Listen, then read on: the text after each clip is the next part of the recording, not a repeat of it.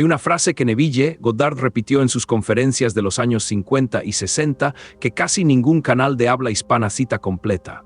Decía que el estado entre la vigilia y el sueño era el momento en que el hombre se parece más a Dios, porque en ese instante la mente consciente se silencia y aparece otra cosa, algo que él no llamó técnica, sino encuentro. La mayoría de quienes enseñan el estado soporífero hoy se quedan con la primera mitad de esa frase y borran la segunda. Borran la palabra encuentro, y al borrarla, convierten un umbral místico en un truco para conseguir cosas. Este expediente empieza ahí, en esa palabra eliminada, porque el estado soporífero, ese que las cuentas modernas venden como una herramienta para programar al subconsciente, no nació en la cabeza de Neville como un método de eficacia. Nació como una descripción, una observación sobre un punto exacto del cuerpo humano donde, según él, la frontera entre el yo y la conciencia universal se vuelve porosa. Esa diferencia entre técnica y umbral es la primera grieta que separa al Neville popular del Neville completo, y es la grieta que vamos a abrir hoy. Quien estudia a Neville desde los canales más visibles ha escuchado 1000 veces la versión simplificada.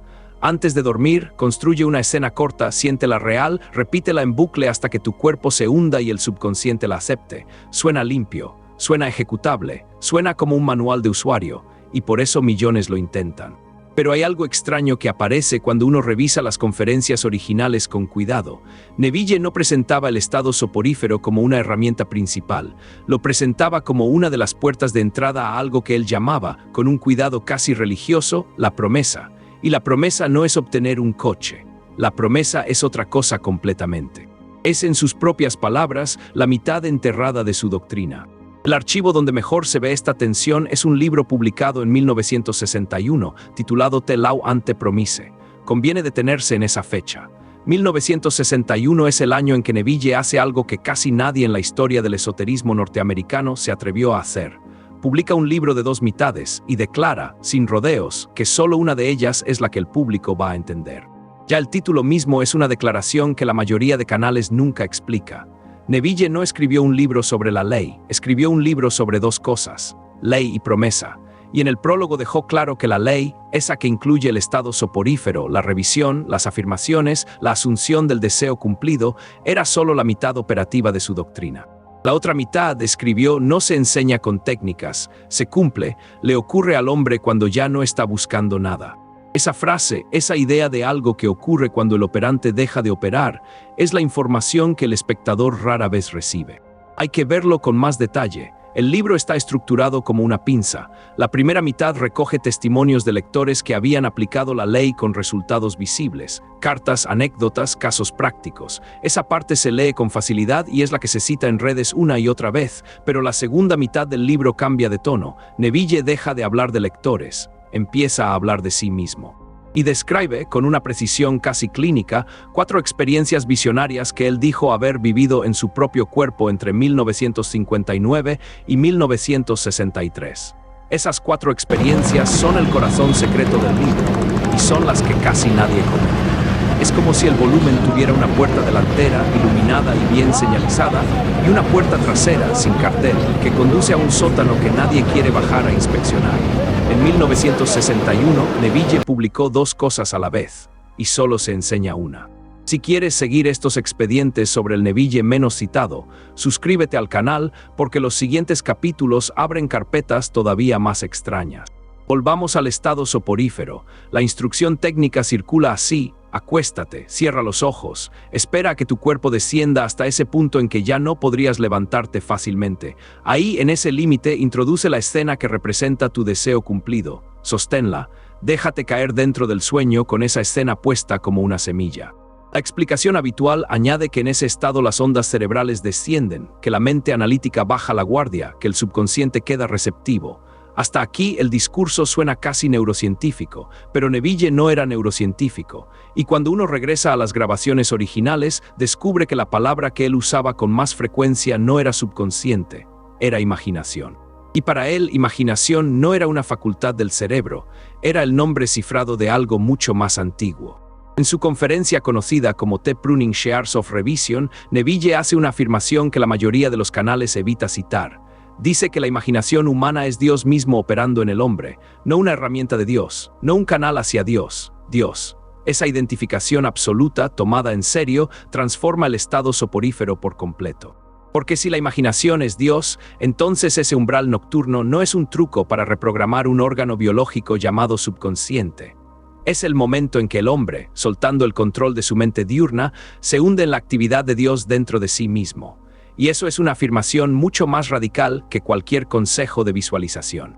Aquí aparece la primera contradicción que el archivo registra.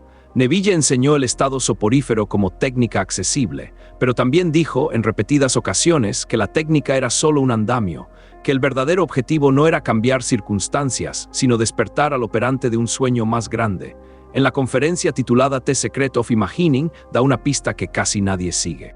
Dice que el hombre dormido no es el que tiene los ojos cerrados en la cama. El hombre dormido es el que cree ser el cuerpo, el nombre, la historia personal, y el despertar no ocurre por la mañana. Ocurre cuando esa identificación se rompe. El estado soporífero, leído desde ahí, ya no es una puerta hacia objetos.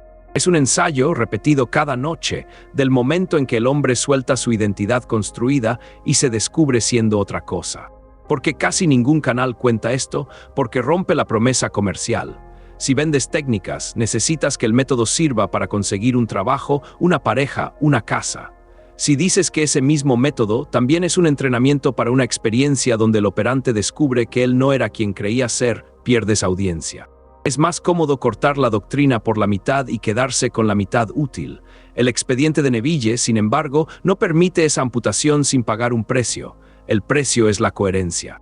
Porque si el estado soporífero solo sirviera para conseguir objetos, no se explicaría por qué Neville, en sus últimos años, hablaba cada vez menos de circunstancias materiales y cada vez más de algo que él llamaba el nacimiento desde lo alto. Aquí entra el segundo movimiento del expediente, la promesa. En 1963, en una conferencia que circula con el título The Promise, Neville describe una secuencia de 4 experiencias que él aseguraba haber vivido en su propio cuerpo. La primera la describe como un nacimiento desde su propio cráneo. Dice que despertó dentro de lo que parecía una tumba, que era su propia cabeza, y que salió de ahí como un recién nacido, mientras un viento se levantaba dentro de la habitación. La segunda lo enfrenta con un símbolo de un niño que lo identifica como padre, en cumplimiento de un pasaje específico del segundo libro de Samuel, donde David pregunta por el padre del joven que ha matado a Goliat.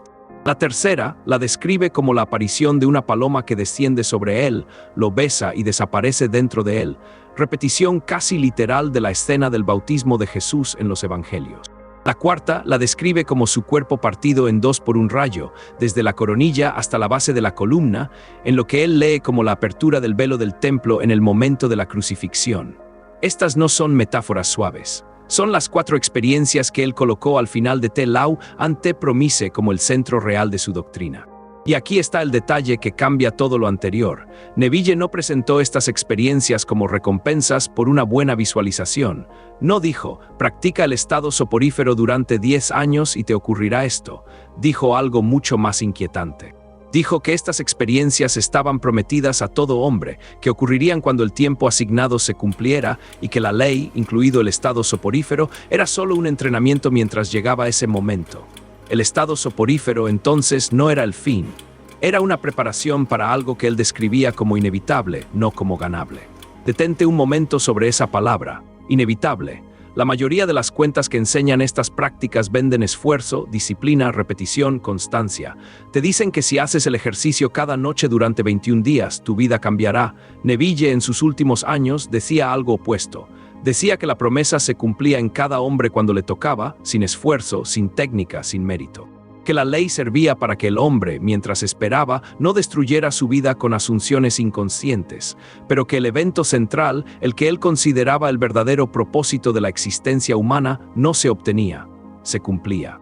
Esta distinción entre obtener y cumplir es la línea que separa al Neville comercial del Neville completo. Y es una línea que el espectador promedio nunca ha visto trazada con claridad. Ahora regresemos al estado soporífero con esta información nueva en las manos. Si ese estado no es solo un método para conseguir cosas, sino un ensayo nocturno de la rendición del yo consciente, entonces cada noche, al practicarlo, el operante está haciendo 2 cosas a la vez. Está plantando una escena específica, sí, pero también está practicando soltar la identidad diurna. Está entrenando el músculo que un día, según Neville, le permitirá reconocer la promesa cuando llegue. Por eso él insistía en que el sentimiento correcto no era la euforia, sino el alivio, porque el alivio es la firma emocional de soltar, no de obtener, y soltar es lo que se requiere en el umbral mayor. Hay otro detalle del archivo que conviene poner sobre la mesa. Neville aprendió esta visión del estado soporífero, según él mismo cuenta, de un hombre que llamó Abdullah. Abdullah aparece en sus conferencias como un maestro etíope con conocimientos de hebreo y de escritura, al que Neville conoció en Nueva York en los años 20, en una sala de estudios en la calle 72 Oeste. La escena que Neville repitió en varias conferencias y que conviene reconstruir aquí es la siguiente. Era diciembre de 1933. Neville llevaba 12 años fuera de Barbados, su isla natal, y deseaba volver a ver a su familia. No tenía dinero. Le contó a Abdullah que necesitaba viajar. La respuesta del maestro, según Neville, fue cortante. Abdullah le dijo que ya estaba en Barbados. Que durmiera esa noche en Barbados, no en Nueva York. Que si dormía en Nueva York, seguiría en Nueva York. Que si dormía en Barbados, ya estaba allí. Lo que sigue es la parte que casi nadie cuenta entera. Neville dijo que durante semanas se acostó cada noche asumiendo que la cama que sentía bajo su cuerpo no era una cama neoyorquina, sino una cama en la casa de su hermano en Barbados, que la ventana no daba a la calle 72, sino al jardín de su infancia, que dormía en una isla del Caribe, no en una habitación helada. No visualizaba, asumía. Y poco antes de la Navidad, su hermano le envió, sin previo aviso, un boleto de barco. Llegó a Barbados a principios de diciembre y permaneció allí varios meses. Esa escena, repetida por Neville durante décadas, es lo que las cuentas modernas usan como prueba de la eficacia del método. Pero el detalle que rara vez se cita es que Abdullah no le enseñó a Neville este procedimiento como método para conseguir un viaje. Se lo enseñó como puerta de lectura interna de la escritura.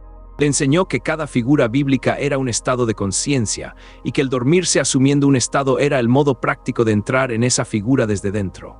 Para Abdullah, el estado soporífero no servía solo para conseguir un boleto a Barbados. Servía para vivir desde David, desde Jacob, desde Abraham, no como personajes históricos, sino como estados que el hombre podía habitar.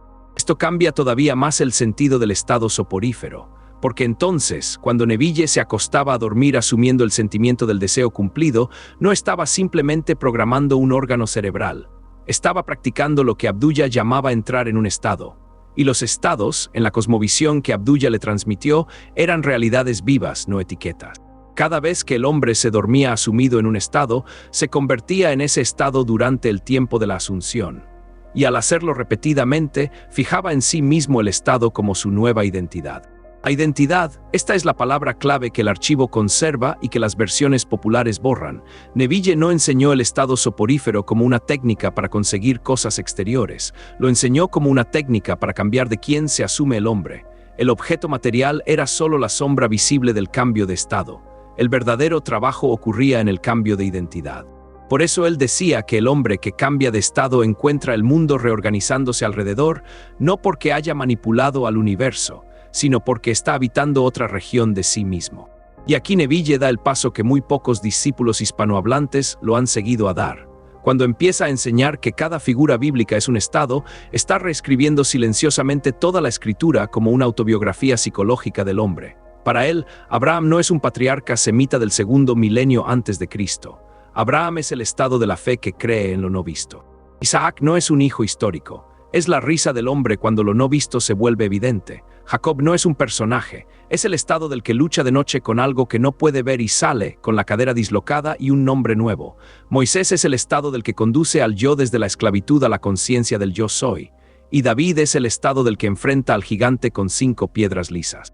Cada nombre en esta lectura deja de ser una persona y se convierte en una estación interior del operante. La Biblia entera, en la cosmovisión que Abdullah le entregó a Neville, no es historia, es un mapa. Un mapa del recorrido que la conciencia humana hace desde la identificación con el cuerpo hasta el cumplimiento de la promesa.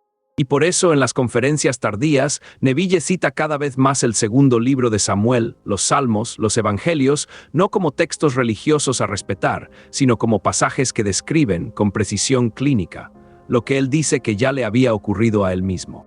Y aquí aparece otra contradicción del archivo. Neville en lecciones tempranas hablaba mucho de cómo conseguir cosas. En lecciones tardías hablaba cada vez menos de eso.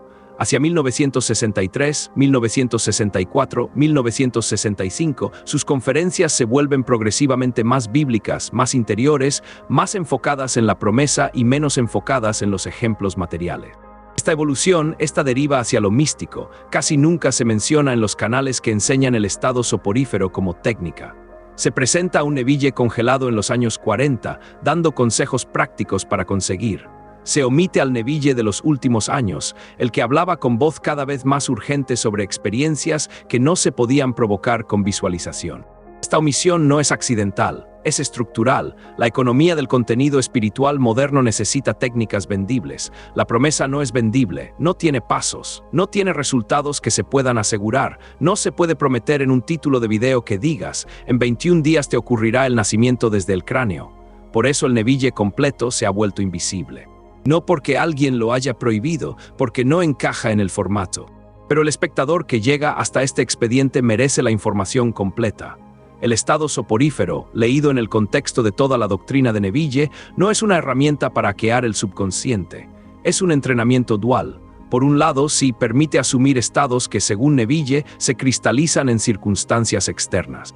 Por otro lado, y este es el punto que se borra, es un ensayo nocturno de la rendición del yo construido, ensayo que, según él, prepara al hombre para reconocer la promesa cuando ésta se cumple en él. El sentimiento del deseo cumplido, ese alivio que Neville describía con tanto cuidado, no es solo la firma emocional de una transformación próxima. Es la firma emocional de la rendición. Es lo que el hombre siente cuando suelta la insistencia. Y soltar la insistencia es el gesto que se exige en el umbral mayor.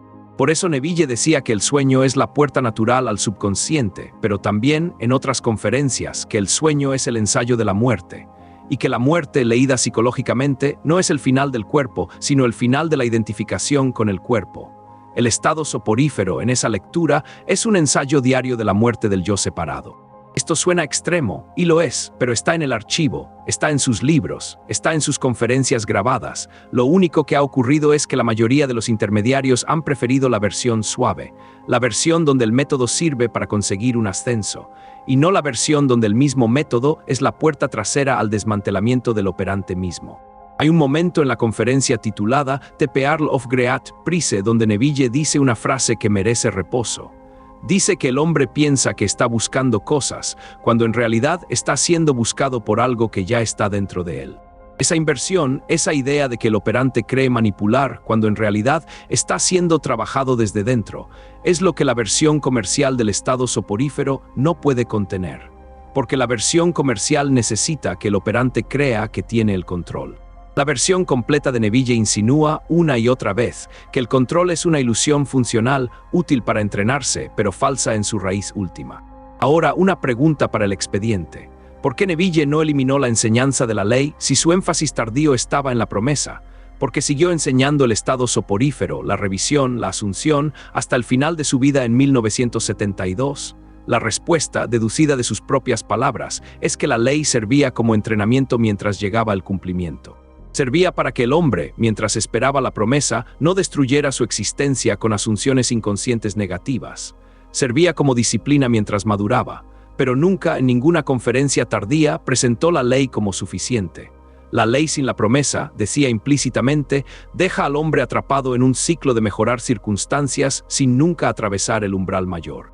Esto es lo que el espectador promedio nunca escucha. Que practicar el estado soporífero toda la vida, según el propio Neville, no asegura la promesa, y que la promesa, según él, no llega como recompensa al trabajo, llega cuando le toca al hombre en el tiempo asignado sin mérito. Esta es una afirmación profundamente incómoda para el mercado espiritual moderno, que se sostiene sobre la idea del esfuerzo recompensado. Por eso esta investigación insiste en separar las dos mitades. Hay un Neville de la ley, útil, práctico, que enseña a no envenenar la propia vida con asunciones inconscientes. Y hay un Neville de la promesa, místico, urgente, que habla de experiencias que no se pueden provocar, solo reconocer cuando ocurren. El estado soporífero pertenece a la primera mitad como herramienta visible. Pero su sentido profundo, su razón de existir en el sistema completo, pertenece a la segunda. Es un ensayo, un entrenamiento, una preparación silenciosa para algo que el propio Neville consideraba el verdadero objetivo de la vida humana. Cuando el espectador entiende esto, ese umbral nocturno deja de ser un truco para hackear circunstancias, se convierte en otra cosa, se convierte en el momento más serio del día.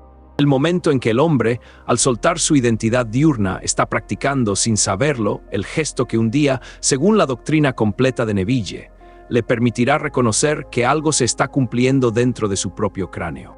Y esa palabra cráneo no es decorativa. Neville la usó con precisión anatómica. Habló de su primera experiencia de la promesa como un despertar dentro de su propio cráneo, descrito como una tumba. Habló del Gólgota, el lugar de la calavera en los Evangelios, como una referencia psicológica al cráneo humano, no a una colina en Jerusalén. Habló del nacimiento desde lo alto como un evento que ocurre dentro de la cabeza del hombre, no como una ceremonia exterior. La paloma que desciende sobre Jesús en el Jordán, en su lectura, no es un pájaro literal.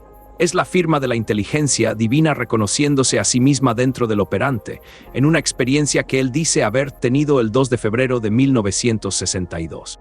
La división del cuerpo por un rayo, leída desde el Evangelio, es el velo del templo rasgándose de arriba a abajo, episodio que él lee como el momento en que la columna vertebral del hombre se abre y la conciencia, que dormía enroscada en la base, asciende. Estas afirmaciones, leídas en serie, conforman una de las doctrinas más extrañas del esoterismo moderno. Y son la razón por la que el estado soporífero, en su sistema completo, no puede reducirse a una técnica para obtener resultados. Conviene decirlo con todas sus letras. Para Neville, David no es un rey, la paloma no es un ave, el nacimiento desde el cráneo no es una metáfora. Son acontecimientos psicológicos que él dijo haber vivido en ese orden en su propio cuerpo y que esperaba que cada hombre viviera en el suyo. No son técnica, son cumplimiento. El expediente del estado soporífero, entonces, se cierra con una pregunta abierta. Si ese umbral es a la vez una herramienta práctica y un ensayo de un umbral mayor, ¿cómo se reconoce cuando uno ha cruzado del primer uso al segundo? ¿Cómo distingue el operante entre estar plantando escenas y estar siendo trabajado por algo más grande que él?